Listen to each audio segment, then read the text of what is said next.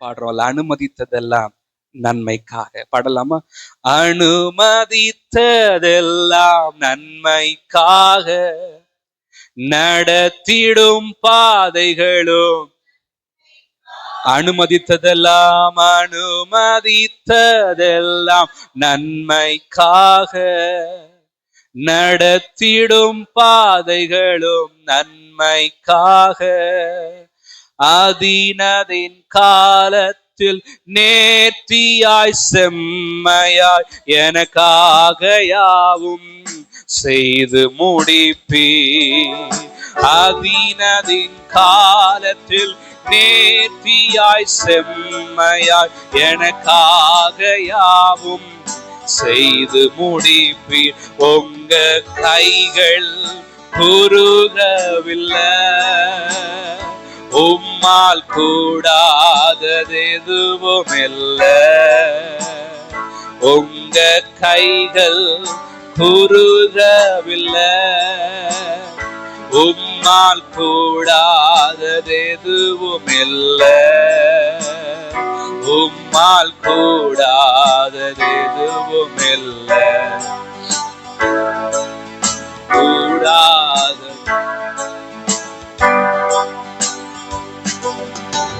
உங்களால கூடாதது எதுவுமே இல்லை ஆண்டவரே.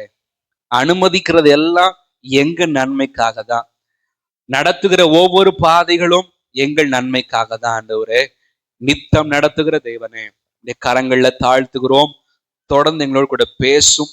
உடைய வார்த்தைக்காக காத்திருக்கிறோம். இடைபடும் இயேசுவின் நாமத்தில் ஜெபிக்கிறோம் நல்ல பிதாவே, ஆமென். ஆண்டுடைய பரிசுத்த நாமம் மகிமைப்படுவதாக. இந்த நாளிலே தேவனுடைய வார்த்தைக்கு நேரம் நம்முடைய கவனங்களை திருப்புவோம். ஏசாயா 58வது அதிகாரம் 11வது வசனம். ஏசாயா 58:11. இந்த மாதத்தில் கர்த்தர் நம்மோடு கூட பேசினதான வார்த்தை ஏசாயா 58:11. கர்த்தர் நித்தமும் உன்னை நடத்தி மகா வறட்சியான காலங்களில் உன் ஆத்துமாவை திருப்தியாக்கி உன் எலும்புகளை நினமுள்ளதாக்குவார். நீ நீர்ப்பாய்ச்சலான தோட்டத்தை போலவும் வற்றாத நீரூற்றை போலவும் இருப்பாய். ஆமென். கர்த்தர் நம்மை நித்தமும் நடத்துகிறதான ஆண்டவர், வறட்சியான பாதைகளிலும் நடத்துகிறதான ஆண்டவர். கடந்த 30ஆம் தேதி நம்ம தேவனை நோக்கி பார்க்கும்போது ஆண்டவர் பேசின அந்த காரியங்கள், ஆபிரகாமுக்கு ஆண்டவர் சொன்னார். சொல்லும் போது ஒரு அடையாளமாக ஆபிரகாமை எகிப்திலிருந்து கர்த்தர் விடுவித்தார். இதே போல அவருடைய வாழ்க்கையில் சந்ததியை எகிப்து தேசத்தின் அடிமைத்தனத்திலிருந்து கர்த்தர் என்ன பண்ணாருன்னு சொன்னா விடுவித்தார். நடத்துகிற தேவன் ஏதோ ஒரு குறிப்பிட்ட காலத்துக்கு மட்டும் அல்ல, அவர் நடத்துகிறது நித்தமும் நடத்துகிறதான ஆண்டவர் என்று சொல்லி ஆபிரகாமுடைய வாழ்க்கையிலிருந்து நம்ம தியானிக்க ஆண்டவர் கிருபை தந்தார். 12ஆம் அதிகாரத்துல ஒரு 11 வசனங்கள் அந்த அடிமைத்தனத்தை, அவருடைய வாழ்க்கையில எகிப்திய சிறையிருப்பில் இருக்கும்போது அவர் எப்படி இருந்தார், அதாவது ஆபிரகாமுடைய வாழ்க்கையில அவருடைய மனைவி எகிப்தியருடைய அந்த பார்வனிடத்துல இருக்கும்போது அந்த காரியத்துல மனம் நொந்தவராக அவர் காணப்பட்டார். முடியாதவைகளை தேவன் நடத்தி காட்டினார். அவங்களுடைய சந்ததியாரும் 400 வருஷங்களாக அடிமைத்தனங்களாக இருக்கிறார்கள். அவர்களையும் கர்த்தர் என்ன பண்றாருன்னா வெளியே கொண்டு வந்து நடக்கவே முடியாததை நடத்தி காட்டுகிறார். நடத்துகிற ஆண்டவர் நிச்சயமாய் நம் வாழ்க்கையில் அற்புதங்களை செய்கிறவர். ஏறக்குறைய 11 வருஷம் 11 வசனங்கள் தான் அங்க சொல்லப்பட்டிருக்கிறது. ஆபிரகாமுடைய அடிமைத்தனங்கள். அந்த அடிமைத்தனத்துல இருந்து அவன் யோசித்திருக்கலாம், ஒருவேளை என்னுடைய மனைவி அவ்வளவுதான், அந்த இதுக்கப்புறம் எனக்கு ஆண்டு கொடுத்த வார்த்தை எப்படி அப்படிலாம் யோசித்திருக்கலாம். 11 வசனங்கள் அவருடைய சஞ்சலத்தை அதிகமா நம்ம வாசிக்கிறோம். ஆனா தொடர்ந்து இருக்கிறதான யாத்ராகமும் லேவியராகமும் எண்ணாகமும் உபாகமும் கர்த்தர் முடிக்கிறவர் அல்ல, நித்தமும் தொடர்ந்து நடத்துகிறவர் என்பதை ஆண்டவர் அவர் நடத்தி காட்டினார். அவருடைய சந்ததிகளுக்கு கர்த்தர் வாக்குரைத்தவர், வார்த்தையை நிறைவேற்றினார் என்று சொல்லி தியானிக்க ஆண்டவர் கிருபை தந்தார். இந்த நாளிலும் தேவ மனுஷனாகிய யோசேப்பினுடைய வாழ்க்கையிலிருந்து நம்ம ஆண்டுடைய வார்த்தையை தியானிக்க போகிறோம். ஆதியாகமம் 49ஆம் அதிகாரம் 22வது வசனத்திலிருந்து 24ஆம் வசனம் வரைக்கும் நாம் வாசிக்கலாம். ஆதியாகமம் 49 22லிருந்து 24 வரைக்கும். யோசேப்பு கனிதரும் செடி, அவன் நீர் ஊற்றண்டையிலுள்ள கனிதரும் செடி. அதன் கொடிகள் சுவரின் மேல் படரும். வில் வீரர் அவனை மனமடவாக்கி அவன் மேல் எய்து அவனை பகைத்தார்கள். ஆனாலும் அவனுடைய வில் உறுதியாய் நின்றது. அவன் புயங்கள் யாக்கோபுடைய வல்லவரின் கரங்களால் பலத்தன. இதனால் அவன் மேய்ப்பனும் இஸ்ரவேலின் கண்மலையும் ஆனான். ஆண்டவர் ஏசாயாவில வாசிக்கும் போது வாசிக்கிறோம், நம்ம எப்படி மாத்துறாரா?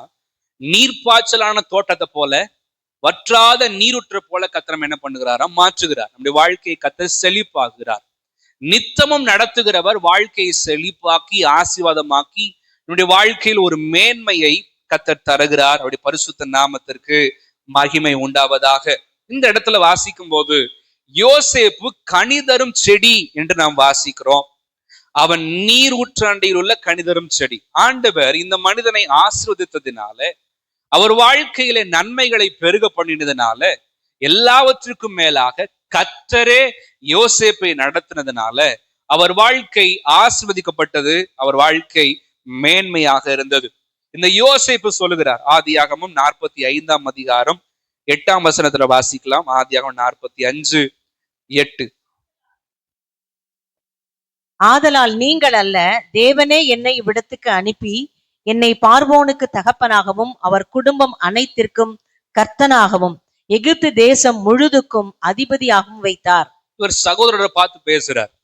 எங்களை இங்கே அனுப்புனது நீங்க இல்ல, மாற யார் தான் அனுப்பி இருக்கிறது? என்ன, தேவன் தான் அனுப்பி இருக்கிறார். என்னை இந்த பாதையெல்லாம் நடத்தி வச்சது நீங்க அல்ல, மாறாக யார் என்ன நடத்தி இருக்கிறது? தேவன் தான் என்னை நடத்தி இருக்கிறார் என்று சொல்லி இந்த யோசேப்பு சொல்லுகிறார். நம்முடைய வாழ்க்கையில் நடத்துகிறதான தேவன் நம் வாழ்க்கையில ஒவ்வொரு அடி நம்ம எடுத்து வச்சுட்டு இருக்கும் போது நாம் நம்முடைய சுயத்தால் அல்ல, இல்ல மற்ற யாரும் நம்ம நடத்தல, மாறாக தேவ பிள்ளைகளை தேவன் தான் நடத்துகிறார். நடத்துகிற பிள்ளைகளை ஆண்டவர் வெறுமனே நடத்துறது மட்டும் இல்லாம எப்படி மாத்துறாருன்னா, நீர்ப்பாய்ச்சலான தோட்டத்தை போல, வற்றாத நீருற்ற போல இந்த யோசேப்பை போல கர்த்தர் என்ன பண்ணுகிறாருன்னு சொன்னா மாற்றுகிறார். அப்படி பரிசுத்த நாமத்திற்கு மகிமை உண்டாவதாக. 58ஆம் அதிகாரத்துல 11ஆம் வசனத்துல வாசிக்கிறோம் 3 முக்கியமான காரியங்கள். முதலாவது என்ன பண்ணுவார்? ஆண்டவர் நித்தமும் நடத்துவார். 2வது என்ன பண்ணுவாருன்னு சொன்னா வறட்சியான காலங்கள்ல ஆத்துமாவை திருப்தி ஆக்குவார். 3வது எலும்புகளை நினமுள்ளதாக மாற்றுகிறார். இது 3ஐயும் மாற்றி கர்த்தர் நீர்ப்பாய்ச்சலான தோட்டத்தை போல, வற்றாத நீருற்ற போல கர்த்தர் மாற்றுகிறார். இப்படி பரிசுத்த நாமத்திற்கு மகிமை உண்டாவதாக. நித்தமும் நடத்துகிறவர் நம்முடைய ஆண்டவர். இந்த நாளிலே தேவன் நடத்துகிற விதங்கள் என்கிறதான தலைப்புல ஆண்டு வார்த்தையை தியானிக்க போகிறோம். தேவன் நடத்தும் விதங்கள்.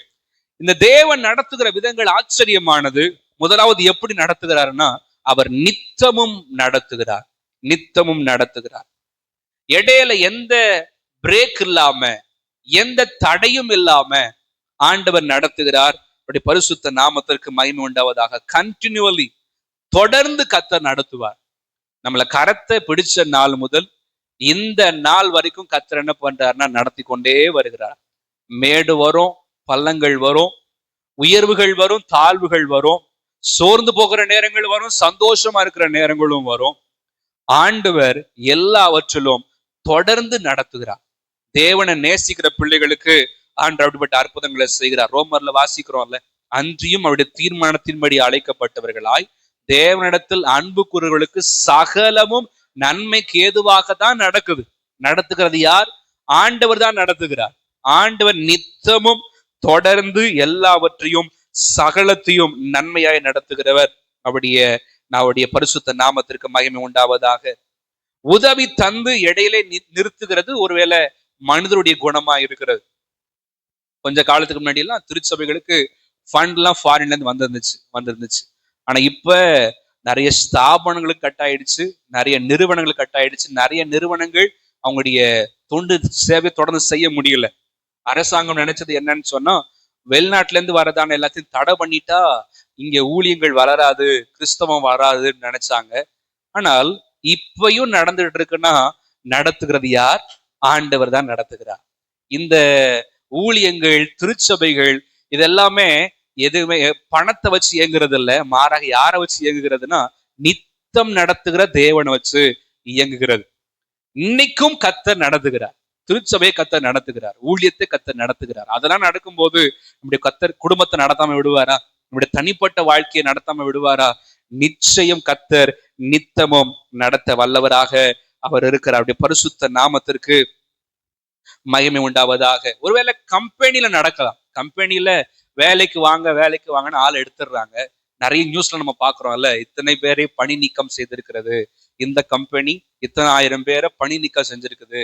ஏன்னா அவங்களுடைய பெனிஃபிட்காக, இவங்களுக்கு நன்மை வரணும்னு சொல்லி மத்தவங்க நன்மைய ஸ்டாப் பண்றது உலகத்தினுடைய வழக்கம். ஆனா ஆண்டவருடைய வழக்கம் அப்படி இல்லை.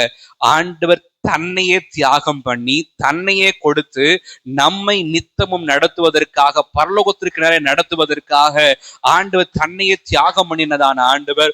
பரிசுத்த நாமத்திற்கு மகிமை உண்டாவதாக. நித்தமும் நடத்துற ஆண்டவர் எப்படிலாம் நடத்துறார்? 2 முக்கியமான காரியங்கள் நம்ம தெரிஞ்சபடிதான் நித்தமும் நடத்துகிறவர். சங்கீதம் 48:14 வாசிக்கலாம். இந்த தேவன் என்னென்றைக்கும் உள்ள சதா காலங்களிலும் நம்முடைய தேவன் மரண பரியந்தம் நம்மை நடத்துவார். மரண பரியந்தம் நடத்துகிறார். நமக்கு ஒரு வாழ்க்கையை கர்த்தர் கொடுத்திருக்கிறார். லைஃப் ஸ்பேன் என்பது இருக்கிறது. 70 பலத்தின் மிகுதினால 80. இன்னும் ஒரு சில நாடுகள் 100 அதெல்லாம் இருக்கிறாங்க. 103 நிறைய பேர் நமக்கு தெரியும். 100 பேர் இருந்தவங்க, 100 வயசுக்கு மேல இருந்தவங்க நியூஸ்ல வாசிக்கிறோம். உலகத்தின் மிக வயதான மனிதர் அப்படின்னு சொல்லி நம்ம நிறைய காரியங்களை வாசிக்கிறோம். பலத்தின் மிகுதினால அநேக ஆண்டுகள் வாழ்கிறோம். ஆனால் நம்ம எல்லாருக்கும் ஒரு நாள் நியமிக்கப்பட்டிருக்கிறது, மரணம் என்பது நியமிக்கப்பட்டிருக்கிறது. தேவனை நம்புகிற பிள்ளைகளுக்கு மரண பரியந்த கர்த்தர் என்ன பண்ணுவாருன்னா நடத்த வல்லவராக அவர் இருக்கிறார். நம்ம பிடிச்சிட்டு நான் போக மாட்டேன்னு சொல்றதுக்கு ஒருத்தருக்கும் அதிகாரம் இல்லை. தேவன் ஒரு நாளை நியமிச்சிருக்கிறார். அந்த நாள்ல நம்ம எல்லாரும் அவர்கிட்ட தான் போக போகிறோம். இந்த உலகத்துல மரணம் என்பது முடிவல்ல, மாறாக அது ஒரு தொடக்கம். ஆண்டவர் இங்க கண்ணை மூடினா இன்னொரு உலகத்துலதான் அவர் ஸ்டார்ட் பண்ண வைக்கிறார். ஆத்மா ஒரு நாள் அழிஞ்சே போகாது. அந்த ஆத்மா நித்தியமாய் அவரோடு கூட வாழ்வதற்காக கர்த்தர் ஏற்படுத்தினது. அப்படி பரிசுத்த நாமத்திற்கு மகிமை உண்டாவதாக. மரண பரியந்த கர்த்தர் நம்மை நடத்துவார். 2வது மரணம் நம்ம நித்தம் நடத்துகிற ஆண்டவர். 2 தீமோத்தேயு 1ஆம் அதிகாரம் 12வது வசனம். அதிநிமித்தம் நான் இந்த பாடுகளையும் அனுபவிக்கிறேன், ஆயினும் நான் வெட்கப்படுகிறது இல்லை. ஏனென்றால் நான் விசுவாசித்திருக்கிறவர் இன்னார் என்று அறிவேன். நான் அவரிடத்தில் ஒப்பு கொடுத்ததை அவர் அந்நாள் வரைக்கும் காத்துக்கொள்ள வல்லவராய் இருக்கிறார் என்று நிச்சயத்தும் இருக்கிறேன். அந்நாள் வரை மரண மனிதம் நடத்துவார். 2வது வாசிக்கிறோம், அந்நாள் வரைக்கும் என்ன பண்ணுவாராம் கர்த்தர்? அவர் காத்துக்கொள்ள வல்லவராக இருக்கிறார். இந்த 2 நாளும் மரண நாள், 2வது அந்நாள். எந்த நாள்? கர்த்தருடைய நாள். ஆண்டவர் இயேசு கிறிஸ்து மீண்டும் வரப்போகிறார். எந்த நாள், எந்த நிமிஷம், என்னைக்கு எப்பன்னு வருவாருன்னு தெரியாது. ஆனால் நிச்சயமாய் கர்த்தர் வருவார். பிதாவை தவிர அந்த டேட் யாருக்குமே தெரியாது, டைம் யாருக்குமே தெரியாது. நிறைய பேர் அந்த டைமை சொல்லி அவங்க தோத்து போனதுதான் சரித்திரத்துல நம்ம பார்க்கிறோம். நிறைய டேட், இன்னைக்கு இத்தனாம் தேதி இத்தனை மணிக்கு வருவார் அப்படின்னு சொல்லி அவங்களுடைய சொத்துக்கள் எல்லாம் வித்துட்டு என்ன பண்றாங்கன்னா காத்துட்டு இருக்கிறாங்க. ஆனா இயேசுநாதர் இன்னும் வரல. நிறைய பேர் தவறாக நிறைய காரியங்கள் அவங்க நினைச்சிட்டு இருக்கிறாங்க. அதனால இயேசு கிறிஸ்து வரமாட்டார், 2000 வருஷமா சொல்லிட்டே இருக்கிறாங்க, வருவார் எப்ப வராரு அப்படின்னு சொல்லி நிறைய பேர் அதை குறிச்சு என்ன பண்றாங்கன்னா அவங்க கிண்டல் பண்ணிட்டு இருக்கிறாங்க. ஆனா எப்ப வருவாருன்னு தெரியாது. நிச்சயமாய் வருவார். ஏன் ஆண்டுடைய வருகை இன்னைக்கு கூட என்ன பண்ணலாம், வரலாம்.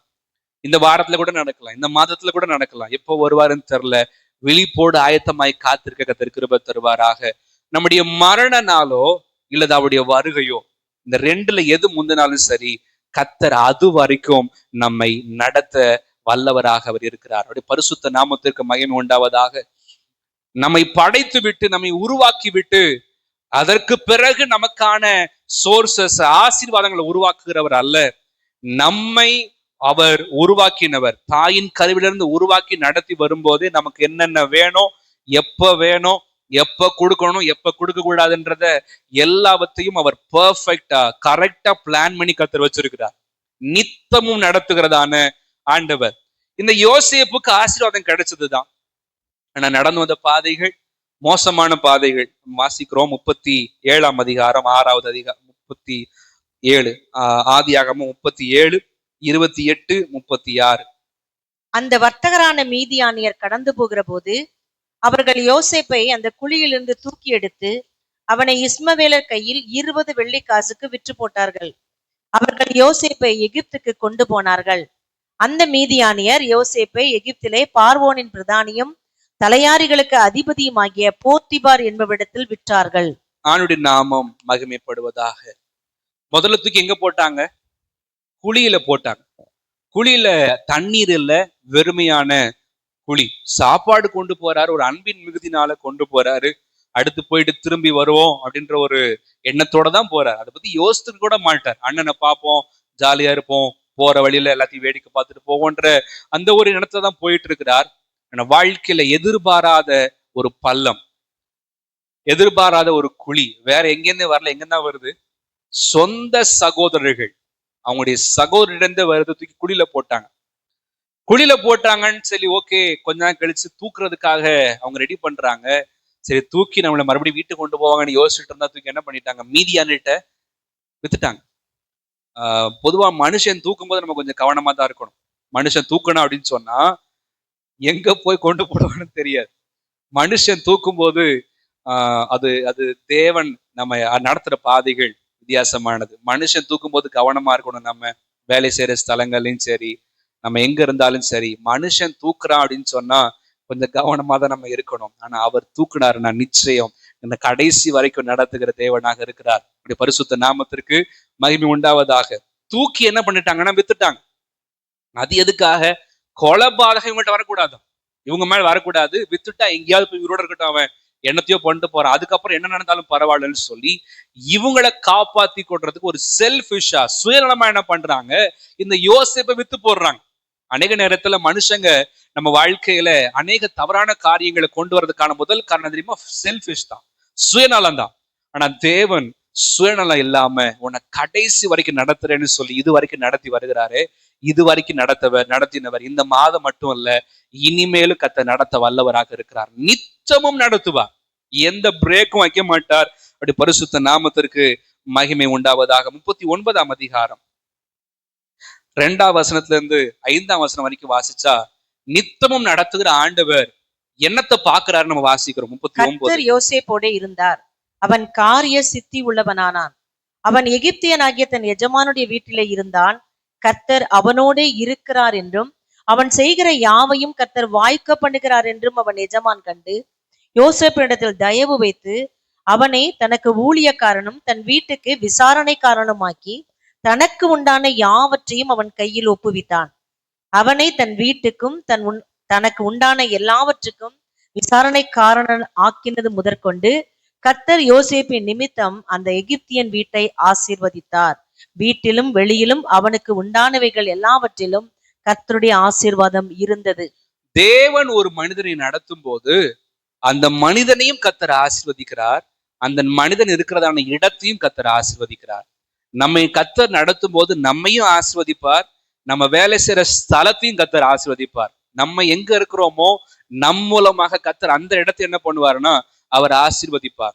வசனத்துல வாசிக்கிறோம், கர்த்தர் யோசேப்போடே என்ன பண்ணாராம்?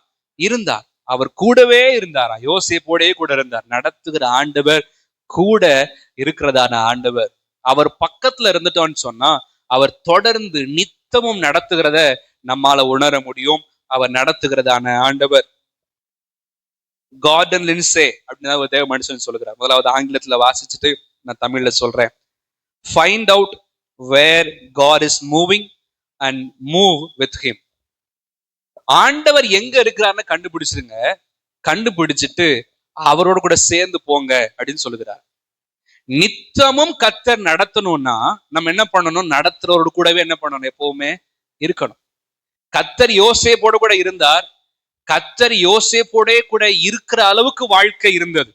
பரிசுத்தமான வாழ்க்கை, பாவத்தை உதறி தள்ளி ஓடுகிறதான வாழ்க்கை, தேவனுக்கு முன்பதாக பரிசுத்தமாய் நீதியாய் வாழ்கிறதான ஒரு வாழ்க்கை. ஆண்டவர் எங்கே இருக்கிறார் என்று கண்டுபிடியுங்கள். ஆண்டவர் எங்கே இருக்கிறாரோ அங்கே உங்கள் வாழ்க்கையை நகர்த்தி கொள்ளுங்கள். இன்னைக்கு நிறைய தேவ பிள்ளைகள் பண்ற தவறு என்னன்னா, ஆண்டவரே நான் இதை செய்கிறேன், நீர் வாரும், நீர் வந்து ஆசீர்வதியும் என்று சொல்லி கேட்கிறார்கள். ஆண்டவர் வருவாரா அப்படின்னு கேட்டா வருவார். சித்தம் இல்லைன்னு சொன்னா யாருக்கு தான் பாதிப்பு? நமக்கு தான் பாதிப்பு. தேவ விருப்பம் என்னவோ, தேவன் என்ன எதிர்பார்க்கிறாரோ, தேவனுடைய வாழ்க்கை, தேவனுடைய வார்த்தை என்ன சொல்லுகிறதோ அதன்படியே நாம் நடக்கும்போது நித்தம் நடத்துகிற தேவன் தொடர்ந்து கூடவே என்ன பண்ணுவாருன்னு சொன்னா இருப்பார். அவர் நடத்தி கொண்டே இருக்கும்போது அவருக்கு பிடிக்காத செஞ்சா என்ன பண்ணுவார் அவரு அப்படின்னு சொன்னா கொஞ்சம் நம்மளை விட்டு அவர் ஒதுங்கி இருக்கிறதா என்ன பண்ணுவார்னா பார்ப்பார். ஏன்னா அவர் பாவத்தோடு கூட சேர்ந்து நிக்க முடியாது. அவர் பாவத்தை பார்க்க மாட்டாததான சுத்த கண்ணர். அவருக்கு பிடிக்காத, அவர் விரும்பாத, அவர் வாழ்க்கையில் அவர் மனசுக்கு கஷ்டப்படுத்துறதான ஒரு காரியம் நம்மகிட்ட இருந்துச்சுன்னா நடத்துற ஆண்டவர் நிச்சயமா நடத்த முடியாது. யோசேப்பை கத்தர் கனிதருகிறதான நீர்ப்பாய்ச்சலான தோட்டத்தை போல கத்தர் மாத்தினாருன்னு சொன்னா ஏன் மாத்தினார்? கத்தர் யோசேப்போடு கூட இருக்கிற அளவுக்கு, நித்தமும் நடத்தக்கூடிய அளவுக்கு யோசேப்புடைய வாழ்க்கையானது இருக்கிறது. அவருடைய பரிசுத்த நாமம் மகிமைப்படுவதாக.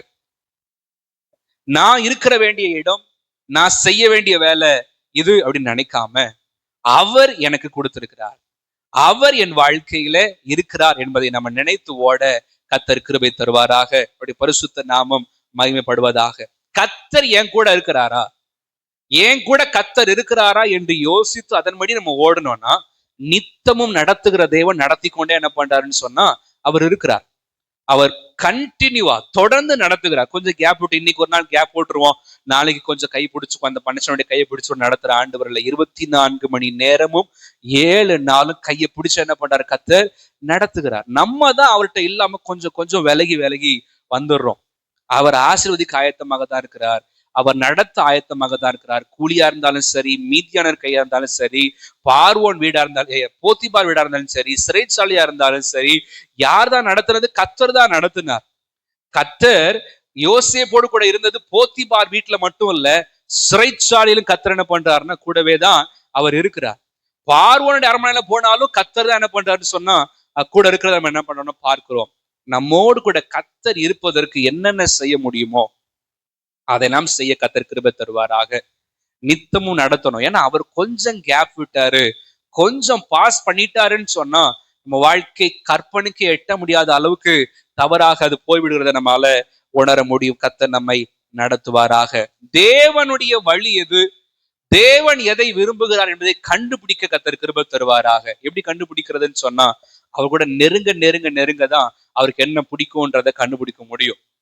ஒருத்தர் நெருங்கி பழகும் போது இவங்க என்ன சாப்பிடுவாங்க, இவங்களுக்கு என்ன பிடிக்கும் என்ன பிடிக்காது, இவங்களுக்கு என்ன செஞ்சா பிடிக்கும் என்ன செஞ்சா பிடிக்காதுன்னு சொல்லி பக்கத்துல வர வரதான் என்ன பண்ணணும்னு சொன்னா தெரியும்.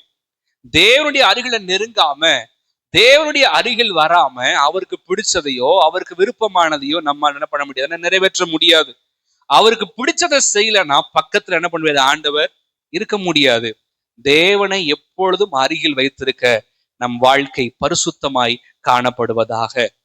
தேவன் கூட இருந்தாதான் நம்ம வாழ்க்கையில நடத்துகிறதான காரியத்தை நாம் பெற்றுக்கொள்ள முடியும். நித்தமும் கத்தர் நடத்துவார். இந்த மாதத்துல ஆண்டவர் நடத்துகிறத உணர கத்தர் கிருபை தருவாராக. அவர் தான் நடத்தி கொண்டிருக்கிறார். கேப் விடாம, எந்த பாஸ் பண்ணாம, தடை இல்லாம, பிரேக் இல்லாம கத்தர் நடத்தி கொண்டிருக்கிறார் என்பதை கத்தர் இந்த மாதத்துல உணர்த்துவாராக. உணர்த்தி கத்தரை நன்றியோடு கூட நாம் துதிக்க போகிறோம். கத்தர் நிச்சயமா அதை செய்யதான் போகிறார். இது வரைக்கும் நடத்தினாரு. இந்த மாதத்துல கத்தர் குறிப்பிட தகுந்த விதத்துல நாம் நினைவு கூற கத்தர் உதவி செய்வாராக. நித்தமும் நடத்துவார். 2வது நம்ம வாசிக்கிறோம் ஏசாயா 58வது அதிகாரம் 11வது வசனத்துல வாசிக்கும் போது கத்தர் உன்னை நித்தமும் நடத்தி மகா வறட்சியான காலங்களில் உன் ஆத்துமாவை திருப்தியாக்கி என்று வாசிக்கிறோம். நித்தமும் நடத்துகிறவர் 2வது எப்படி நடத்துறாருன்னா திருப்தியாக்கி நடத்துகிறார். அதுவும் ஆண்டு என்ன பண்றாருன்னா ஆத்துமாவை திருப்தியாக்குகிறாராம். ஆத்துமாவை, இந்த சரீரம் ஒரு நாளும் திருப்தி அடையவே அடையாது. ஏன்னா மாம்சம் நம்மளை எப்படியெல்லாம் வெளில கொண்டு போகணுமோ கொண்டு போறதுக்கு நமக்கு திருப்தியே கொண்டு வராது.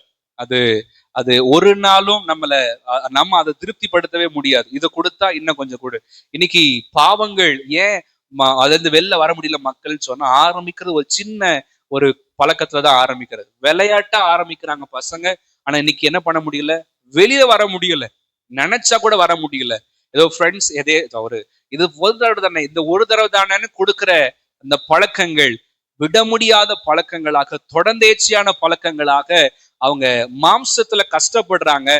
கொடுக்க கொடுக்க இன்ன வேணும் பத்தாதுன்னு சொல்லி அவங்க இந்த போதைப் பொருள் அடிமைப்பட்டவங்க எல்லாம் கொலை பண்றது கூட தயங்குறது இல்லை இந்த காலகட்டத்துல. ஏன்னா அவங்களுக்கு திருப்திப்படுத்த முடியல மாம்சத்தை ஒரு நாளும் திருப்திப்படுத்த முடியாது.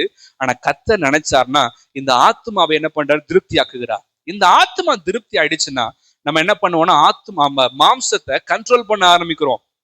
இந்த மாம்சத்தை நாம் நடத்த ஆரம்பிக்கிறோம். கர்த்தர் நிச்சயமாய் திருப்தியாக்கி நடத்துகிறதான ஆண்டவர். யோசேப்பை கர்த்தர் தெரிந்து கொண்டார். அவரை நடத்தின மட்டும் இல்லாம அவரை கொண்டு தேசத்துக்கே கர்த்தர் திருப்தியான ஒரு வாழ்க்கையை கர்த்தர் தந்தார். மத்த எல்லா தேசங்கள், சுற்றி இருக்கிற தேசங்கள்ல பஞ்சம் ஒண்ணும் கிடைக்கல. எல்லாரும் எகிப்து தேசத்துல வராங்கன்னா எகிப்து தேசமானது திருப்தியாக இருந்தது. மற்ற எல்லா இடங்களையும் விளைச்சல் இல்லாம இருந்துச்சுதான். எல்லாருமே சாப்பிட்டாங்க தான். ஆனா இந்த 7 வருஷத்துல பஞ்சம் வந்தது, மகா வறட்சி, ஒண்ணுமே செய்ய முடியல. எல்லாரும் ஓலம் இடுகிறார்கள்.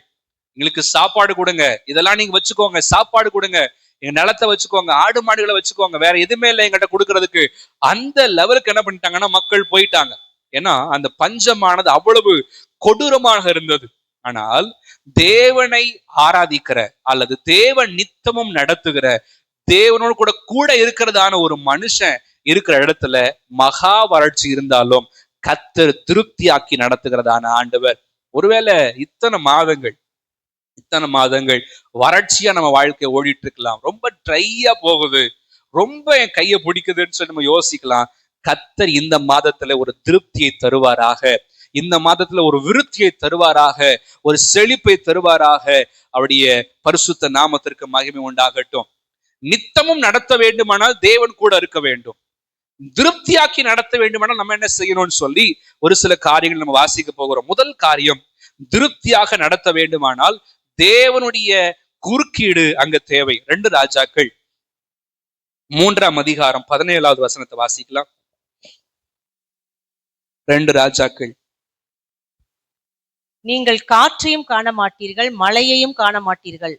ஆனாலும் நீங்களும் உங்கள் ஆடு மாடுகளும் உங்கள் மிருக ஜீவன்களும் குடிக்கும்படிக்கு இந்த பள்ளத்தாக்கு தண்ணீரால் நிரப்பப்படும் என்று கர்த்தர் சொல்லுகிறார். ஆண்டவர் சொல்கிறது என்னன்னு சொன்னா, காற்றையும் பார்க்க மாட்டீர்கள், மழையும் பார்க்க மாட்டீர்கள். ஆனா என்ன பண்ணுமென்னு சொன்னா இந்த பள்ளத்தாக்குகள் தண்ணீரால் நிரம்பும். கர்த்தர் திருப்தியாக்குகிறவர். அவருக்கு எந்த சோர்ஸ் என்னன்னா தேவையே இல்லை. தேவன் ஒரு மனுஷனை ஆசீர்வதிக்கணும்னு நினைச்சிட்டாருன்னா அந்த மனுஷனை ஆசீர்வதிப்பதற்கு கர்த்தருக்கு எந்த உதவியும் தேவையில்லை, அல்லது யாரோட உதவியும் தேவையில்லை. கர்த்தரே அதை செய்கிறதான ஆண்டவராக அவர் இருக்கிற. கடந்த அதிகாலை ஜெபத்தை கூட நம்ம தியானிச்சோம். ஆபிரகாம் அந்த பலி செலுத்துவதற்காக என்ன பண்றாரு? அந்த ஈசாக்கு தூக்கி மலையில தூக்கிட்டு போயிட்டு இருக்கும்போது அந்த ஆடு உடனே ஆண்டு உருவாக்கி வைக்கல, ஏற்கனவே ப்ரிப்பேர் பண்ணி எப்படி அங்க வந்துச்சுன்னு தெரியல, அங்க கர்த்தர் வந்து வச்சிருக்கிறார். ஆண்டவர் நமக்கான ஆசீர்வாதங்களை ஏற்கனவே அவர் ஆயத்தம் பண்ணி வச்சிருக்கிறார். அவரை நோக்கி கேட்கும் போது காற்றையும் பார்க்க மாட்டோம், மழையும் பார்க்க மாட்டோம். ஆனா நிச்சயமா கர்த்தர் தண்ணீரால நிரப்புவார். இந்த மாதத்துல இது வரைக்கும் நீங்க காத்தையும் பார்க்கல, மழையும் பார்க்கல. கர்த்தர் கொடுத்த வாக்குத்தத்தத்தின்படி இந்த மாதத்தில் ஆத்துமாவை திருப்தியாக்க போகிறார். ஆண்டவர் நிச்சயமாய் அதை செய்ய போகிறார்.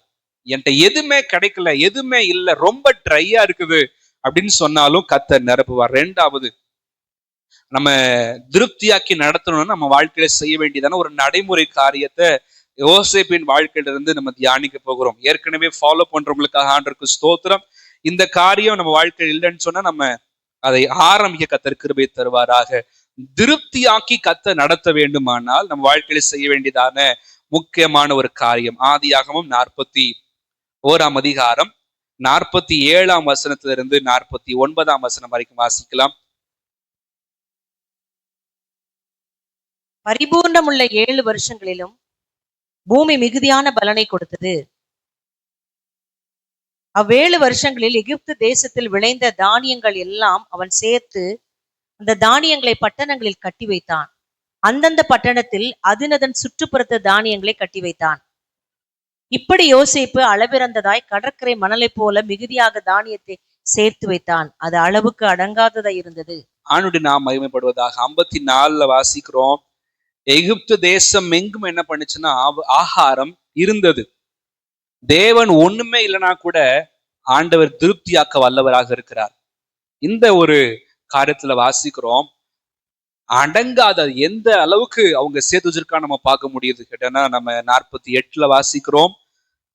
பட்டணங்களில் அதனது சுற்றுப்புறத்து தானியங்கள் என்ன பண்ணுகிறார்னா கட்டி வைத்தார். 49 இப்படி யோசேப்பு அளவிறந்ததாய் கடற்கரை மணலை போல மிகுதியாக தானியத்தை சேர்த்து வைத்தான். அது அளவுக்கு அடங்காததா இருந்தது. கடல் கடல் மணல் அளவுக்கு என்ன பண்றாருன்னா அவ்வளவு சேர்த்து வச்சிருக்கிறார். யாருன்னா இந்த யோசேப்பு. இந்த தேசத்துக்கு மட்டும் கொடுத்து தீர்த்தி அடையல. 7 வருஷத்துக்கு கொடுக்கணும். அந்த தேசம் மட்டும் சாப்பிடல, சுற்றி இருந்த எல்லாரும் வந்து என்ன பண்றாங்கன்னா அவங்கள்ட்ட திருப்தியாகி போகிற அளவுக்கு இந்த யோசேப்புக்கு திருப்தி இருந்தது. இதை செய்வதற்கு யோசேப்பு கையாண்ட விதத்தை தான் நம்ம 47 49 வரைக்கும் நம்ம வாசிக்கிறோம். நம்ம எல்லாருக்கும் கர்த்தர் ஆசீர்வாதங்களை கொடுக்கிறார்.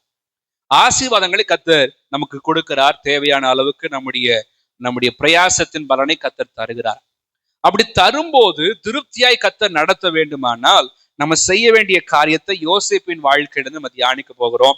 இந்த காரியத்தை நம்ம வாசிக்கிறோம். முதலாவது கர்த்தர் கொடுக்கிறார். 47 வாசிக்கிறோம். பரிபூரணம் உள்ள 7 வருஷங்களிலும் பூமி மிகுதியான பலனை கொடுத்தது. பூமி நல்ல பலனை கொடுத்தது. நம்ம எல்லாருக்கும் கர்த்தர் பலனை கொடுக்கிறார். நல்ல சம்பாத்தியத்தை கர்த்தர் கொடுத்திருக்கிறார். கர்த்தர் சம்பாத்தியத்துல ஒருவேளை அதுல பற்றாக்குறை இருந்தா இன்னும் அதிகமாய் கர்த்தர் பெருக பண்ணுவாராக.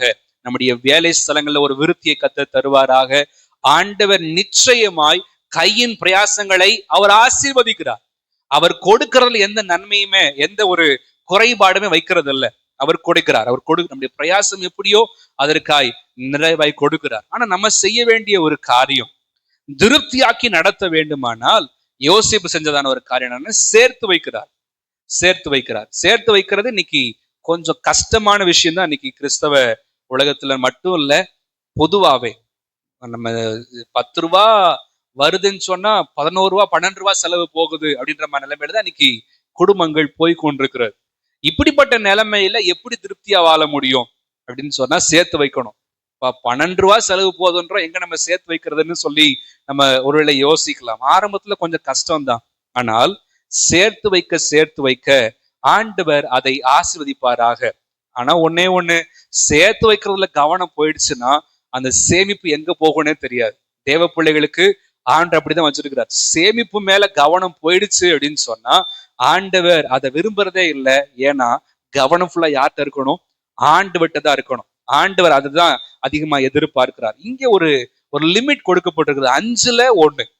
5ல் 1 தசம பாகம் நம்ம சொல்றது 10ல் 1 சொல்றோம். இங்க சேர்த்து வைக்கிறதுல எப்படி சொல்றாருன்னா 5ல் 1ன்னா அப்ப 20% என்ன பண்ணணும்? சேர்த்து அவங்க வச்சிருக்கிறாங்க. எகிப்து ஜனங்கள் தேவனுடைய அறிவுரையின்படி யோசேப்பு கொடுத்ததான அறிவுரையின்படி அவங்க சேர்த்து வச்சிருக்கிறாங்க. சேர்த்து வச்சதுனால அவங்க வேணும்ன்றப்ப அவங்க பயன்படுத்தி இருக்கிறாங்க. ஒரு தேவ மனுஷனுடைய புத்தகத்தை இந்த மாதிரி வாசிட்டு இருந்தேன். அந்த தேவ மனுஷன் இப்படியாக சொல்லுகிறார். ஒரு தேவ பிள்ளை எப்படி இருக்கணும் அப்படின்னு சொன்னா அதுல ஒரு சில காரியங்களை அவர் சொல்றார். முதலாவது ஆண்டு கொடுக்க வேண்டியதான அந்த காரியத்தை கொடுத்தணும். 2வது குடும்பத்துக்காக என்ன பண்ணணும்னா சேர்த்து வைக்கணுமா. அவர் சொல்றது என்னன்னா நீதிமொழிகள் 13:22 நம்ம வாசிக்கிறோம். நீதிமொழிகள் 13:22 வாசிக்கலாம். நல்லவன் தன் பிள்ளைகளின் பிள்ளைகளுக்கு சுதந்திரம் வைத்து போகிறான், பாவியின் ஆஸ்தியோ நீதிமானுக்காக சேர்த்து வைக்கப்படும். நல்லவன் தன் பிள்ளைகள் என்ன பண்றான்னு சொன்னா சுதந்திரம் வைத்து போகிறான். தேவ பிள்ளைகள் நம்ம இது வரைக்கும் அதை செஞ்சுட்டு இருந்தோம்னா ஆண்டவருக்கு ஸ்தோத்திரம், ஆண்டவருக்கு மகிமை. இன்னும் செய்யலன்னு சொன்னா நம்ம சேர்த்து வைக்க கர்த்தர் கிருபை தருவாராக. இது வித்தியாசமான டீச்சிங்கா இருக்குன்னு பார்க்க வேண்டாம். தேவனுடைய வசனம் சொல்லுகிறதான ஒரு ஆலோசனை. எதுவுமே இல்லைன்னா கூட கர்த்தரால கொடுக்க முடியும். கொடுக்கறதுல நாம் உண்மையா இருக்க கர்த்தர் கிருபை தருவாராக. நம்ம கொடுக்கிற காரியத்துல எல்லாத்தையும் செலவு பண்ண கர்த்தர் நம்ம கொடுக்கல. ஒரு டேம் கட்டுறாங்கன்னா எதுக்காக கட்டுறாங்க? தண்ணீரை சேர்த்து வைக்கிறதுக்காக. ஒரு லேண்ட், நான் ஒரு விவசாயம்னு வச்சுக்கோங்களேன். நான் அந்த இடத்து எனக்கு இருக்குது. ஆண்டவரே எனக்கு இப்பொழுது இந்த இடத்துல மழை வேணும் ஆண்டவரே, நான் ஒவ்வொரு தடவையும் கேட்டிருக்க முடியாது. மாறாக ஆத்துல வர தண்ணி என்ன பண்ணணும்? நான் எடுத்துக்கணும். டேம்ல அவங்க ஒவ்வொரு பீரியடுக்கு திறந்து விடுறாங்க. அதை நான் எடுத்து என்ன பண்ணணும்? யூஸ் பண்ணணும். ஒருவேளை பஞ்சம் ஆயிடுச்சு, ஒண்ணுமே இல்லைன்னா நான் ஜோம் பண்ணும் போது மத்த எங்க இருக்குதோ இல்லையோ என்னுடைய லேண்ட்ல கர்த்தரால மழையை கொய்ய பண்ண முடியும். ஆனா கொடுக்கிற ஆசீர்வாதத்துல நம்ம எந்த அளவுக்கு உண்மையா இருக்கிறோம்? எல்லாத்தையும் செலவு பண்றதுக்காக கர்த்தர் நமக்கு கொடுக்கிறார் அப்படின்னு சொன்னா இல்ல. தேவன் நமக்கு கொடுக்கிற எல்லாவற்றையும் நம்ம சேர்த்து வைக்க கர்த்தர் கிருபை தருவாராக. எடுத்த உடனே டேம்ல ஒரே ஒரு ஊற்றுல இருந்து அப்படி வரதில்லை. கொஞ்சம் கொஞ்சமா அங்கங்க ஊற்றுகள் வந்து ஒவ்வொரு டிராப்பா மழை வந்துதான் ஒரு பெரிய டேம், அவ்வளவு பெரிய தண்ணி உள்ளதான கடல் போல நிக்குது தண்ணி. எடுத்தோடனே வரல, எப்படிதான் வருது? ஒவ்வொரு டிராப்பா வரதான பண்ணணும்னு சொன்னா நம்ம பாக்குறோம். குடும்பத்துல திருப்தியான ஆசீர்வாதங்கள் அப்படிதான். ஆண்டவர் கொடுக்கிற காசு நம்ம சேர்த்து வைக்கும் போது குடும்பத்துக்காக மட்டும் இல்ல, தேவ ராஜ்யத்துக்காக என்ன பண்ணட்டும், அது பயன்படட்டும். தேவன் நம்மை திருப்தியாக நடத்த வல்லவராக இருக்கிறார். பிள்ளைகளுக்காக நம்ம சேர்த்து வைக்கிறோம். 2வது நீதிமொழிகள் 31:25 வாசிக்கிறோம். நீதிகள் 31:25. அவள் உடை பலமும் அலங்காரமாய் இருக்கிறது, வருங்காலத்தை பற்றியும் மகிழ்கிறாள். வருங்காலத்தை பற்றியும் என்ன பண்ணுகிறாளாம்? மகிழ்கிறார். ஒரு புத்தியுள்ள ஸ்திரிய நம்ம அங்க வாசிக்கிறோம். வருங்காலத்தை நினைக்கும் போது இப்பவே சந்தோஷம் இருக்குது. ஏன்னா என்னென்ன காரியத்தை எப்படி செய்யணும், என்னென்ன காரியத்தை எப்படி ஒழுங்குபடுத்தணும்னு சொல்லி முன்பதாகவே இந்த ஸ்திரீக்கு தெரிஞ்சிருக்கிறதுனால நாளைக்கு வந்தாலும் என்னால என்ன பண்ண முடியும், நான் சந்தோஷமா இருக்க முடியும்னு சொல்லி அவங்க செயல்படுறாங்க. ஆனா தேவன் சொல்றது என்னன்னு சொன்னா, கொடுக்கிற ஆசீர்வாதங்களை உண்மையா இருக்கணும். அதே நேரத்துல நாளை தினத்துக்காக கவலையும் படாதீங்க. இன்னைக்கு இல்லையா, தேவனுக்கு ஸ்தோத்திரம். எப்படி அனுப்புவாருன்னு தெரியாது, காகங்களை கர்த்தர் அனுப்புவார். இல்லாதவைகளை இருக்கிறவைகளை போல கர்த்தர் அழைக்கிறதான தெய்வம். என்கிட்ட இல்ல ஆண்டவர் கையை உயர்த்திட்டா கரங்களை கர்த்தர் நிரப்புகிற ஆண்டவர். ஆனா கொடுக்கிற காரியத்துல தேவன் நமக்கு கொடுக்கிற ஆசீர்வாதங்களை நம்ம எந்த அளவுக்கு நம்முடைய ஆசீர்வாதத்துக்கான முயற்சி எடுக்கிறோம் என்பது தேவனுடைய பார்வையில விலையேற பெற்றதா இருக்கிறது. கர்த்தர் திருப்தியை தருவார். அது ஆரம்பத்துல கொஞ்சம் கஷ்டம்தான், எடுத்து வைக்கிறதெல்லாம் கஷ்டம்தான், கொஞ்சம் கையை பிடிக்கதான் செய்யும். அந்த தேவ மனுஷன் முக்கியமா அந்த புத்தகத்துல எழுதும் போது சொல்றாரு என்னன்னு சொன்னா, 3 மாசத்துல இருந்து 6 மாசத்தினுடைய சம்பளம், நம்முடைய எமர்ஜென்சி ஃபண்டா இருக்கணும். திடீர்னு ஒரு மருத்துவ செலவு வருது, திடீர்னு ஒரு ஏதாவது நமக்கு அவசரமா போகிற காரியங்கள் இருக்குது, ஏதாவது போகிற காரியங்கள்னு சொன்னா எமர்ஜென்சி ஃபண்டுக்காக நம்ம வச்சிருக்கணும். ஆனா நம்ம தேவனுடைய பிள்ளைகள் கொடுக்கிற ஆசீர்வாதத்துல உண்மையா இருக்கணும், நம்ம தேவன் கொடுக்கறதான அந்த காரியங்கள்ல கவனமா இருக்கணும்னு சொல்லி அதிகமாக வலியுறுத்தி வேத ஆதாரங்களை பல விதத்துல எழுதுறத நம்ம பாக்குறோம். திருப்தியா நடத்தணும்னு சொன்ன கர்த்தர் நம்முடைய பங்கு அதுல என்ன பண்ணணும்னா இருக்கணும். நம்ம அதுல முயற்சிக்கு கர்த்தர் கிருபை தருவாராக. ஆரம்பத்துல கொஞ்சம் கஷ்டம்தான், ரொம்ப கஷ்டம்தான். ஆனா போக போக போக அதை செய்ய கர்த்தர் கிருபை தருவாராக. நம்முடைய குடும்பங்கள் அதுல ரொம்ப கவனமா இருக்கணும். என்ன கஷ்டம் வந்தாலும், என்ன வேதனை வந்தாலும், பாடு வந்தாலும் தேவனுடைய பிள்ளைகளை கர்த்தர் திருப்தியா தான் நடத்துவார். தேவனுடைய பிள்ளைகளை கர்த்தர் ஆசீர்வாதமான நடத்துவார். தேவன் கொடுக்கும் போது கொஞ்சம் கொஞ்சமா சேர்த்து வைக்கிறது நிச்சயமா பலனுள்ளதா இருக்கும். திருப்தியாய் கர்த்தர் வாழ வைக்கிறவர். பிலிப்பியர் 4ஆம் அதிகாரம் 18-19 ஆகிய வசனங்களை வாசிக்கலாம். எல்லாம் எனக்கு கிடைத்தது, பரிபூர்ணமும் உண்டாயிருக்கிறது. உங்களால் அனுப்பப்பட்டவைகளை சுகந்த வாசனையும் தேவனுக்கு பிரியமான உகந்த பலியுமாக எப்பாப்ராதீத்துவின் கையில் வர பற்றி கொண்டபடியால் நான் திருப்தி அடைந்திருக்கிறேன். 19 வாசிக்கலாமா? தேவன் தம்முடைய ஐஸ்வர்யத்தின்படி உங்கள் குறைவையெல்லாம் கிறிஸ்து இயேசுவுக்குள் மகிமையிலே நிறைவாக்குவார். ஆமென். ஆண்டவர் நம்முடைய குறைவுகளை எல்லாம் நிறைவாக்குறதான ஆண்டவர். பவுல் சொல்லுகிறார், நான் திருப்தி அடைந்திருக்கிறேன். தேவையில் இருந்திருக்கிறதான பவுல் அவரை கர்த்தர் திருப்தி அடைந்து வாழ வைத்திருக்கிறார். அவர் சொல்றதான வார்த்தையை நான் சொன்னேன், தேவன் தம்முடைய ஐஸ்வர்யத்தின்படி. நமக்கு ஒருவேளை தேவைகள் அதிகமா இருக்கலாம், ஆனா நம்ம ஆராதிக்கிற தேவன் ஐஸ்வர்ய சம்பன்னர். நம்ம ஆராதிக்கிற தேவன் அவரிடத்துல எல்லாமே இருக்கிறது. பூமியும் அதன் நிறைவும் உலகமும் அதில் உள்ள குடிகளும் யாருடையது? கர்த்தருடையது. ஒருவேளை நம்ம கொஞ்சம் கடினமான பாதையில கர்த்தர் நடத்தி கொண்டு போகலாம்.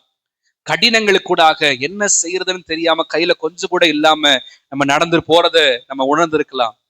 வருமானம் எங்க போகுதுன்னே தெரியல, எப்படி போகுதுன்னே தெரியல கூட நம்ம யோசிச்சுட்டு இருக்கலாம். ஆனால் கர்த்தர் நிச்சயமாய் நம்மை பெருக பண்ணுகிறவர். இந்த மாதத்தில் கர்த்தர் நம்முடைய ஆத்துமாவை திருப்தி ஆக்குவாராக. ஆண்டு அதை செய்ய போகிற தயவுக்காக ஆண்டவருக்கு ஸ்தோத்திரம். நீர்ப்பாய்ச்சலான தோட்டம் எப்பவுமே எப்படிதான் இருக்கும்? செழிப்பா தான் இருக்கும். அங்க விளையிற காய்கறிகள், அங்க வரைக்கும் பழங்கள் எல்லாமே எப்படிதான் இருக்கும்? கொஞ்சம் ஸ்பெஷலா தான் இருக்கும். கர்த்தர் சொல்றது அப்படிதான். இந்த மாதத்துல ஆண்டவர் நீர்ப்பாய்ச்சலான தோட்டத்தை போல, வற்றாத நீருற்ற போல கர்த்தர் நம்மை செழிக்க பண்ணுவாராக, பெருக பண்ணுவாராக. நம்ம ஜெபம் பண்ணா இந்த மாசம் கடைசியில வர வருமானத்துல கர்த்தர் மீதம் எடுக்க வைப்பார். ஆண்டவர் செலவு போக கர்த்தர் செய்ய வல்லவராக இருக்கிற பரிசுத்த நாமத்திற்கு மகிமை உண்டாவதாக.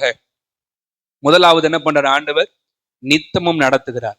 இரண்டாவது திருப்தியாக்கி நடத்துகிறார். மூன்றாவது பலப்படுத்தி நடத்துகிறார். வசனம் சொல்லுகிறது ஏசாயா 58:11, எலும்புகளை என்ன பண்ணுவார் ஆண்டவர்?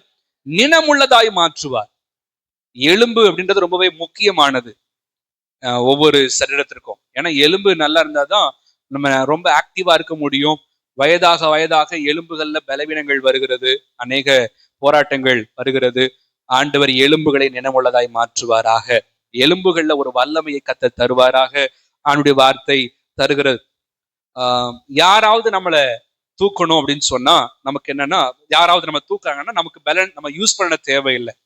இப்ப யாராவது தூக்குறாங்கன்னா நான் எந்த பலனும் யூஸ் பண்ண தேவையில்லை. ஆனா நானா நடப்பதற்கு எனக்கு என்னன்னா பலன் வேணும். ஆண்டவர் நம்மளை எலும்புகளை பலன் உள்ளதாக்கி நடக்க கர்த்தர் வைக்கிறார். ஆண்டவர் நிச்சயம் அதை செய்வார். நம்ம வாழ்க்கையில நம்முடைய கால்களை எப்படி மாத்துறாருன்னா மான்களின் கால்களை போல மாற்றுகிறார். எலும்புகளில் கர்த்தர் பலனை தருகிறார். அப்படி பரிசுத்த நாமத்திற்கு மகிமை உண்டாவதாக. எலும்புகள் வாழ்க்கையில முக்கியமானது. எலும்பு இல்லைன்னா நம்ம எப்படிதான் நிக்கணும்? நம்ம தரையோட தான் இருக்கணும். யோசித்து பார்க்கவே முடியல. நம்ம உடம்புல எலும்பு மட்டும் இல்லைன்னா நம்ம வெறுமனே சதைதான். அது வாய்ப்பு இல்லை. அது அப்படி இருப்பதுக்கான வாய்ப்பு என்பது இல்லை. ஆண்டவர் நம்மளை ரொம்ப டிசைன் பண்ணி நேர்த்தியா கர்த்தர் என்ன பண்றாருன்னு சொன்னா வச்சிருக்கிறார். அவருடைய படைப்பு ஆச்சரியமானது.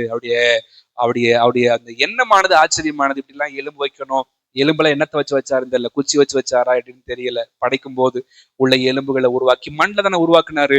இப்படிதான் இருக்கணும், அப்படிதான் இருக்கணும்னு சொல்லி பார்த்து கர்த்தர் உருவாக்கி வச்சிருக்கிறார். கர்த்தர் படைச்ச எலும்பை கர்த்தரே பலப்படுத்துவாராக. கர்த்தர் படைச்சிருக்கிறதான எலும்பை கர்த்தர் நினமுள்ளதாய் மாற்றுவாராக. அவருடைய பரிசுத்த நாமத்திற்கு மகிமை உண்டாகட்டும். இந்த யோசேப்பு கணிதரான செடி. அவர் எலும்பை பத்தி என்ன பண்றாருன்னா பேசுகிறார். ஆதியாகமம் 50:25 வாசிக்கிறோம். 25, தேவன் உங்களை சந்திக்கும் போது என் எலும்புகளை இவ்விடத்திலிருந்து கொண்டு போவீர்களாக என்றும் சொல்லி யோசேப்பு இஸ்ரவேல் புத்திரிடத்தில் ஆணை விடுவித்துக் கொண்டார். ஒரு நாள் கண்டிப்பா உங்களை ஆண்டவர் இங்கிருந்து கொண்டு போவார். கொண்டு போகும்போது என் எலும்புகளை என்ன பண்ணுங்க, இங்கேருந்து கொண்டு போயிருங்கன்னு சொல்றார். எலும்புகளை இங்கேருந்து கொண்டு போயிருங்க. ஏன்னா எலும்புகள் இங்க இருக்கக்கூடாது, எங்க இருக்கணும்? வாக்கு பண்ணப்பட்டதான தேசத்துல இருக்கணும்னு சொல்லி அவர் சொல்றார். இவர் எலும்பை குறிச்சு அவ்வளவு ஒரு கரிசனை இந்த யோசேப்புல இருந்திருக்குது வாழும் போதே. இந்த எலும்பை கர்த்தர் விட்டாரான்னு கேட்டா இல்ல. எலும்பை என்ன பண்றாங்கன்னா கூட அவங்க கொண்டு போறாங்க. இஸ்ரவேல் ஜனங்கள் கொண்டு போறதை நம்ம என்ன பண்றோம்னு சொன்னா பாக்குறோம். அவங்க எல்லா திங்ஸையும் கொண்டு போகும்போது கூட எதுவும் பார்சல் பண்ணி போறாங்க? எலும்பையும், யோசேப்போட எலும்பையும் கூடவே அவங்க கொண்டு போறதை நம்ம பாக்குறோம். எலும்புகள் ஆண்டவருடைய சொல்படி கேட்கறது. ஆண்டவர் நிச்சயமா எலும்புகள்ல வல்லமைகளை தருவாராக. எலும்ப கர்த்தருடைய சித்தத்தின்படி நடத்துவாராக.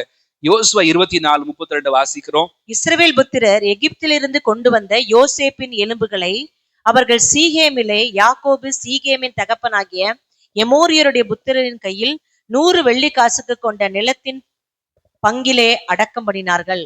அந்த நிலம் யோசேப்பின் புத்திரருக்கு சுதந்திரமாயிற்று. எலும்பை கொண்டு வந்து அடக்கம் பண்றாங்க. அந்த நிலம் யாருக்கு சொந்தமாயிடுச்சு? யோசேப்புடைய வம்சத்தாருக்கு சொந்தமாயிடுச்சு. எலும்புகளை கர்த்தர் பலப்படுத்துவதனால, எலும்புகளை கர்த்தர் கொண்டு போறதுனால இந்த யோசேப்புக்கு யாரும் அந்த யோசேப்பு நடந்து போகல, மாற என்ன பண்ணாங்க? எலும்பை தான் தூக்கிட்டு போறாங்க. எலும்ப அந்த இடத்துல வைக்கிறாங்க. அந்த நிலம் யாருக்கு சொந்தமா மாறிடுச்சு? யோசேப்புக்கு சொந்தமா மாறிடுச்சு. கர்த்தர் நம்முடைய எலும்புகளை பலப்படுத்துகிறதுனால சுகந்தரிக்க முடியாதவர்களை சுகந்தரிக்க கர்த்தர் கிருபை தருவாராக. ஆண்டவர் அதை செய்ய வல்லமை உள்ளவராக அவர் இருக்கிறார். நித்தமும் கர்த்தர் நடத்துவார். எலும்புகளிலே ஒரு பலன் லிட்டரலாவும் கர்த்தர் தருவார். ஒருவேளை நமக்கு எலும்புகள்ல உடல் அளவுல வியாதி இருக்குது, பலவீனம் இருக்குது, எனக்கு எலும்புல பிரச்சனை இருக்குன்னு சொன்னா அதையும் கர்த்தர் என்ன பண்ணுவாருன்னு சொன்ன சரி பண்ண வல்லவராக இருக்கிறார். இது எதை குறிக்கிறது என்றால் சுகந்தரிக்கிறதை குறிக்கிறது. ஆண்டவர் அதை செய்ய வல்லவராக இருக்கிற பரிசுத்த நாமத்திற்கு மகிமை உண்டாவதாக. இவர் சொல்றதான இந்த வார்த்தை தான் எபிரேயர் 11 இவரை விசுவாச வீரர் பட்டியலில் சேர்த்துறது. இது ரொம்ப ரிச்சுவல், இதெல்லாம் கரெக்ட், இது ரொம்ப ஸ்பிரிச்சுவல்னு சொல்ல முடியாது. ஏன்னா எலும்பை கொண்டு போய் என்னத்தை மறிக்கிறது, அடக்கம் பண்றது, இதெல்லாம் ஆவிக்குரிய விஷயமா? ஏன்னா யோசிப்பு அப்படி பண்ணிக்காரான்னு பார்த்தா அதெல்லாம் ஒரு ஸ்பிரிச்சுவல் கிடையாது. ஆனா அதை ஏன் சொன்னார்ன்றது ரொம்ப முக்கியமான ஒரு காரியம். விசுவாச வீரர் பட்டியல எபிரேயர் 11:32 வாசிக்கலாம். எபிரேயர் 11:32 22. மணிக்கு 22. விசுவாசத்தினாலே யோசேப்பு இஸ்ரவேல் புத்திரர் எகிப்து தேசத்தை விட்டு புறப்படுவார்கள் என்பதை பற்றி தன் அந்நிய காலத்தில் பேசி தன் எலும்புகளை குறித்து கட்டளை கொடுத்தான். எலும்புகளை குறித்து கட்டளை கொடுத்து எதுக்காக கொடுத்தாருன்னு சொன்னா, கண்டிப்பா ஒரு நாள் என்ன பண்ண போறோம், சுகந்தரிக்க தான் போறோம். இந்த எகிப்து என்பது நிரந்தரம் இல்ல, நிச்சயமாய் ஒரு சுதந்திரம் இருக்கிறது என்பதை உணர்ந்தவராக சொல்றாரு, என் எலும்பை கொண்டு போங்க அப்படின்னு சொல்லி. தேவன் நம்முடைய எலும்புகளை பலப்படுத்த வல்லவராக இருக்கிறார். நம்ம சுதந்திரிக்க வேண்டிய காரியங்களை எலும்பு நல்லா இருந்து சுதந்திரிச்சிட முடியும். எலும்புல பிரச்சனை இருக்கும்போது எப்படி நடக்க முடியாதது போல, அதே போல ஆவிக்குரிய வாழ்க்கையில சுகந்தரிப்பதற்கு அநேக காரியங்கள் தடையா இருக்கிறது. கர்த்தர் எல்லாவற்றையும் மாற்றி போட்டு சுகந்தரிக்க வைப்பாராக. அப்படி பரிசுத்த நாமத்திற்கு மகிமை உண்டாகட்டும். நித்தமும் நடத்த கர்த்தர் கூட இருக்க வேண்டும். திருப்தியாக கர்த்தர் நடத்த தேவன் தான் சோர்ஸ். அவர் காற்றையும் கடலையும் அவர் காற்றையும் காண மாட்டீர்கள், மழையும் காண மாட்டீர்கள், பள்ளத்தாக்குகள் நீரா நிரம்பணும்னு சொல்லி அவர் தான் நிரப்பணும். ரெண்டாவது நம்மட்டையும் ஒரு பார்த்து எதிர்பார்க்கிறார்.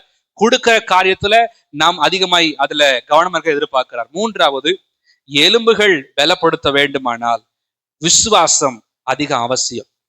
விசுவாசம் இல்லாம நாம் இந்த சுதந்திரத்திற்குள்ளாக போக முடியாது. இப்ப யோசேப்புடைய எலும்ப அந்த இடத்துல புதைச்சதுனால அது வம்சத்தாருக்கு என்ன பண்ணுச்சுன்னு சொன்னா சுதந்திரமாக மாறிட்டது. நம்முடைய எலும்புகளை கர்த்தர் பலப்படுத்துவாராக. உள்ளான மனுஷனில் ஆத்மாவில் கர்த்தர் நமக்கு தைரியம் தந்து வாழ்க்கையை அவர் திடப்படுத்துவாராக. பரிசுத்த நாமத்திற்கு மகிமை உண்டாகட்டும். இந்த விசுவாசம் அதிகமா வர்த்திக்க பண்ணணும். எலும்புகள்ல இன்னும் அதிகமான சுதந்திரம் நடக்கணும்னு சொன்னா நடக்க வேண்டியதான நம்மகிட்ட இருக்க வேண்டிய ஒரு சில காரியங்கள். 2 ராஜாக்கள் 13ஆம் அதிகாரம் 20-21 வாசிக்கலாம். எலிசா மரணமடைந்தான், அவனை அடக்கம் பண்ணினார்கள். மறு வருஷத்திலே மோவாபியரின் தண்டுகள் தேசத்திலே வந்தது. அப்பொழுது அவர்கள் ஒரு மனுஷனை அடக்கம் பண்ண போகையில் அந்த தண்டை கண்டு அந்த மனுஷனை எலிசாவின் கல்லறையில் போட்டார்கள். அந்த மனுஷனின் பிரேதம் அதிலே விழுந்து எலிசாவின் எலும்புகளின் மேல் பட்டபோது அந்த மனுஷன் உயிரடைந்து தன் கால்களை ஊன்றி எழுந்திருந்தான். எலும்புதான் இருக்குது, யாரோடது? எலிசாவோடது. ஆனா அந்த எலும்பு மேல தூக்கி போடுறாங்க. தூக்கி போட்ட உடனே என்ன பண்ணுதுன்னு சொன்னா சரீரமானது உயிரோடு கூட எலும்புது. இந்த எலும்புகள் ஏன் இப்படிப்பட்ட வல்லமைன்னு சொன்னா, இவர் சாதாரணமா ஜெபம் பண்ணல, என்கிட்ட எலியா மேல இருக்கிற அபிஷேகம் எப்படி வேணும், ரெட்டிப்பா வேணும் அப்படின்னு சொன்னோன்னே இறந்து போய் கூட அந்த எலும்பு மூலமா கர்த்தர் என்ன பண்றாருன்னா அற்புதங்களை செய்கிறார். இது ஒரு டீச்சிங் இல்ல, உபதேசம் இல்ல, இது ஸ்பிரிச்சுவலாகவே நம்ம புரிஞ்சுக்கொள்ள கர்த்தர் கிருபை தருவாராக. எலும்புல வல்லம் இருக்குன்னு சொல்லி நம்ம எலும்பெல்லாம் நம்ம அப்படி இல்ல. ஆண்டவர் எலும்புகள்ல வல்ல என்பது நம்முடைய ஆவிக்குரிய வாழ்க்கையில ஆத்துமாவில கர்த்தர் ஒரு பலனை தருவாராக, விசுவாசத்தை தருவார். 2வது, ஜெபம் பண்ணி எனக்கு இருக்கிற வல்லமை போதாத ஆண்டவரே, எனக்கு இன்னும் வல்லமை வேணும். ஏன்னா வல்லமை இருந்தாதான் எலும்புகள் பலப்படுகிறது. நடக்கணும்னா பலன் வேணும். நம்ம சரியா சாப்பிடலன்னா நடக்க முடியாது. நம்ம அந்த வல்லமை இருக்கும்போது, பலன் இருக்கும்போது ஓட முடியும், நம்ம பெரிய காரியங்களை சாதிக்க முடியும். ஆவிக்குரிய வாழ்க்கையில ஓடுவதற்கு, ஆவிக்குரிய வாழ்க்கையில எலும்புகள் நினைவுள்ளதாய் மாறுவதற்கு ஜெபம் அதிகமாய் தேவை. தேவனுடைய வல்லமை அதிகமாய் தேவை. அடுத்து நம்ம வாசிக்கிறோம், எலும்புகள் எப்ப பலன் அடையுது அப்படின்னு சொன்னா நீதிமொழிகள் 15ஆவது அதிகாரம் 30ஆம் வசனத்தை வாசிக்கலாம். கண்களின் ஒளி இருதயத்தை பூரிப்பாக்கும், நற்செய்தி எலும்புகளை புஷ்டியாக்கும். நற்செய்தி எலும்புகள் என்ன பண்ணுமா? நற்செய்தி எலும்புகளை புஷ்டியாக்கும். விசுவாசம் வேணும். 2வது நம்ம பார்த்தோம், இரட்டிப்பான தேவனுடைய வல்லமை வேணும். 3வது நற்செய்தி. இது எங்கிருந்து வரணும்னா கர்த்தர்ட்டே வருவதாக. கர்த்தருக்கு சித்தமானால் இந்த மாதத்தில் அநேக நற்செய்திகளை நாம் கேள்விப்பட கர்த்தர் கிருபை தருவாராக. நம்முடைய எலும்புகளை கர்த்தர் நினமுள்ளதாய் மாற்றி நம்முடைய வாழ்க்கையில கர்த்தர் செழிப்பாய் கர்த்தர் மாற்றுவாராக. நம்முடைய பரிசுத்த நாமத்திற்கே மகிமை உண்டாகட்டும். அவர் நித்தமும் நடத்துவார். அவரை கூட நம்ம வச்சிருக்கணும். 2வது, திருப்தியாக்கி நடத்துவார். அவரையே நோக்கி பார்த்திருக்கணும். நம்ம செய்ய வேண்டியதான காரியத்தை செய்யணும். அவர் பலப்படுத்தி நடத்துவார். பலப்படுத்தி நடத்தும் போது நம்ம செய்ய வேண்டியது விசுவாசத்தோடு கூட, உங்க வல்லமையை தாரும் ஆண்டவரே, உங்க வாயிலிருந்து வருகிற வார்த்தை என் எலும்பை புஷ்டி ஆக்கட்டும் என்று சொல்லி நாம் தொடர்ந்து ஜெபத்துல தரித்திருக்க கர்த்தர் கிருபை தருவாராக.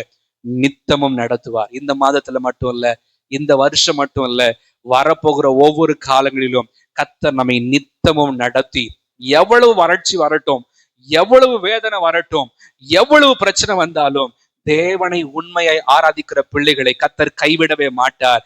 அவர் பலப்படுத்தி நடத்துவார், அவர் திருப்தியாக்கி நடத்துவார், அவர் நித்தமும் நடத்துகிற தேவனாய் இருக்கிறார். கொஞ்சம் கூட ஜெபம் பண்ண போகிறோம். ஆண்டவரே, எங்களை நித்தம் நடத்தும் ஆண்டவரே, நித்தம் நடத்தும் ஆண்டவரே. முடிந்தால் நம்ம வரை எழுந்து நின்று கூட ஜெபம் பண்ணலாமா கொஞ்ச நேரம்? இந்த மாதத்தில் கர்த்தர் கொடுத்த வார்த்தை எங்கள் வாழ்க்கையில் பலிப்பதாக. நடத்தும் ஆண்டவரே. 2 கைகளை உயர்த்தி ஆண்டவர்ட்ட ஒப்பு கொடுத்துருவோம். ஆண்டவரே, நித்தம் நடத்தும் அப்பா, திருப்தியாக்கி நடத்தும் ஆண்டவரே, எங்களை பலப்படுத்தி நடத்தும். எங்கள் ஆத்துமாவை அதிகமாய் கவனிக்க கர்த்தர் எதிர்பார்க்கிறீர். கடந்த உபவாச ஜெபத்துல கூட கர்த்தர் நமக்கு அதிகமாக வலியுறுத்தினதான காரியம் ஆத்துமாவில பலன், ஆத்துமாவில பலன், ஆத்துமாவில ஒரு திருப்தியை கர்த்தர் தருவாராக. மாம்சத்தை என்ன கொடுத்தாலும் திருப்திப்படுத்த முடியாது. ஆனா கர்த்தர் நினைச்சார்னா ஆத்துமாவை திருப்திப்படுத்த முடியும். கர்த்தர் நம்மை திருப்திப்படுத்தி நடத்துவாராக. நடத்தும் ஆண்டவரே. ஏசப்பா, எங்களுக்கு கிருபை தாங்கப்பா, கிருபை தாங்க. எங்கள் ஆத்துமாவை திருப்தியாய் மாற்றும் ஆண்டவரே. அநேக பஞ்சங்கள், அநேக பஞ்சங்கள் இல்லை, எவ்வளவுதான் போட்டாலும் இல்லை. திருப்தி அடையாத நிலம் போல எவ்வளவு வந்தாலும் நிக்க மாட்டேது. எவ்வளவு வந்தாலும் எனக்குள்ள ஒரு திருப்தி இல்லை, என் ஆத்துமாவுல திருப்தி இல்லைன்னு சொன்னா ஒரே ஒரு வழி இயேசு மட்டும்தான். அவருடைய பிரசன்னம் மட்டும்தான், அவருடைய வல்லமை மட்டும்தான், தேவன் மேல வச்சிருக்கிற விசுவாசம் மட்டும்தான்.